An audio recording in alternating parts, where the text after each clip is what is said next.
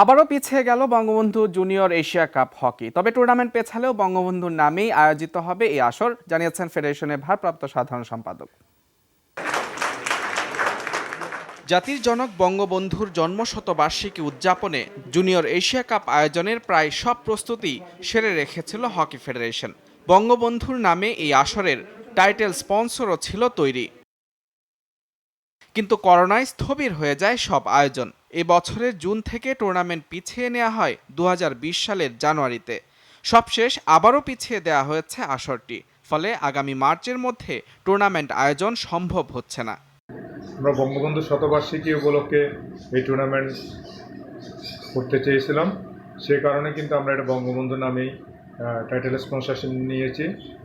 এই title sponsorship থাকবে এবং যেহেতু আমরা এটা টাইটেল স্পন্সর হিসেবে আমাদের দেশে এনেছি, এটা এখানে অনুষ্ঠিত হবে অবশ্যই এবং বঙ্গবন্ধুর নামেই হবে। যুব এশিয়া কাপ পিছিয়ে যাওয়ায় প্রিমিয়ার লিগ হকি আয়োজনের বাড়তি সময় পেল ফেডারেশন, কিন্তু এখনও নিষ্পত্তি হয়নি উষার ভাগ্য।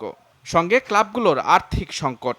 ডিসেম্বর জানুয়ারির মধ্যে আমরা দলবদল দিয়ে যে জানুয়ারির মধ্যে আমরা ইনশাল্লাহ লিগ আরম্ভ করতে পারবো। লিগের যে জটিলতা ছিল সেই জটিলতার মধ্যে বেশ কিছু ক্লাব ইতিমধ্যেই অংশগ্রহণের সম্মতি দিয়েছে। আপাতত একটি ক্লাব আবেদন করেছে তারা প্রিমিয়ার ডিভিশনে খেলার জন্য। আগামী 2 তারিখ আমরা সভা ডেকেছি, সেই সভায় ওই ক্লাবের আবেদনের জবাব আমরা দিব ইনশাল্লাহ। এদিকে সংশয়ে পড়েছে যুব খেলোয়াড়দের ভবিষ্যৎ। এশিয়া কাপের জন্য নিজেদের প্রস্তুত করলেও টুর্নামেন্ট পিছিয়ে যাওয়ায় আবারও লম্বা সময়ের বিরতিতে পড়তে হচ্ছে তাদের। মুজরাবিন তারেক, যমুনা স্পোর্টস, ঢাকা।